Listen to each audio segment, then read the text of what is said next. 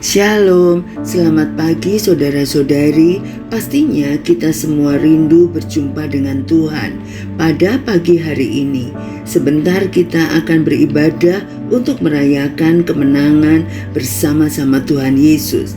Tapi sebelumnya, mari kita mendengar renungan singkat firman Tuhan. Mari kita berdoa. Selamat pagi Bapa yang baik, kami bersyukur untuk hari yang baru dan berkat yang baru pada pagi hari ini. Berikan kami hikmat-Mu yang baru juga pada pagi ini dan pengertian untuk memahami firman Tuhan. Karena hanya firman-Mu lah sumber kekuatan hidup kami. Dalam nama Yesus kami berdoa, amin. Tema kita pagi hari ini datang dengan berani, diambil dari Ibrani 4 ayat 14 sampai 16. Karena kita sekarang mempunyai imam besar agung yang telah melintasi semua langit, yaitu Yesus anak Allah, baiklah kita teguh berpegang pada pengakuan iman kita. Sebab imam besar yang kita punya bukanlah imam besar yang tidak dapat turut merasakan kelemahan-kelemahan kita. Sebaliknya, sama dengan kita, ia telah dicobai, hanya tidak berbuat dosa. Sebab itu, marilah kita dengan penuh keberanian menghampiri tahta kasih karunia, supaya kita menerima rahmat dan menemukan kasih karunia untuk mendapat pertolongan kita pada waktunya. Suatu pagi, Scott Long dan istrinya baru saja bangun dan masih berbaring di tempat tidur. Tiba-tiba, seseorang yang masih sangat belia masuk ke kamar mereka. Ia mengitari tempat tidur dan mendekati Scott. Jika orang yang masuk itu adalah orang asing yang tidak dikenal, maka pastinya orang yang punya rencana jahat.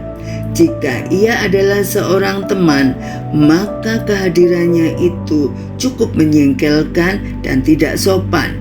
Namun yang masuk ke kamar tidur itu adalah seorang anak balita mereka. Anak itu segera melompat ke atas tempat tidur dan berkata tanpa malu-malu, "Saya mau di tengah."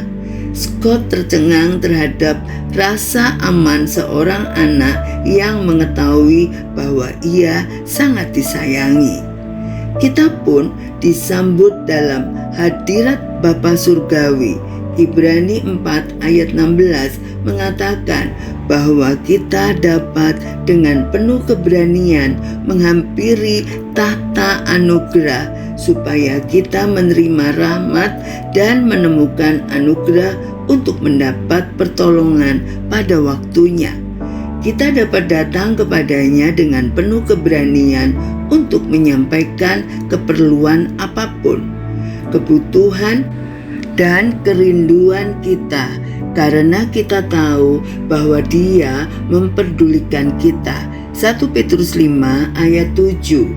Penulis Philip Brook pernah mengatakan, jika manusia adalah manusia dan Allah adalah Allah, maka hidup tanpa doa bukan semata-mata hal yang sangat buruk.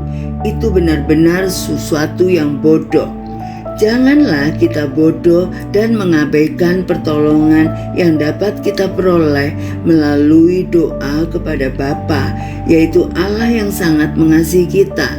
Sebaliknya, marilah kita menghampiri Dia dengan keberanian seorang anak yang menyadari bahwa ia dikasihi dan diingini oleh ayahnya.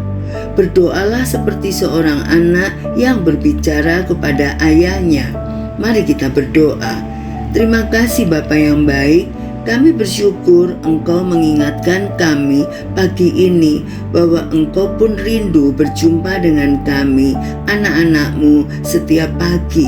Biarlah kami mengawali setiap hari bersama-sama dengan Engkau tanpa rasa takut dan khawatir. Kami percaya Engkau selalu melindungi kami, menjaga kami dari segala hal yang tidak baik. Berkati kami sepanjang hari ini, berikan kami keberhasilan apapun yang kami lakukan. Dalam nama Yesus kami berdoa dan mengucap syukur. Amin. Selamat beraktivitas. Tuhan Yesus memberkati.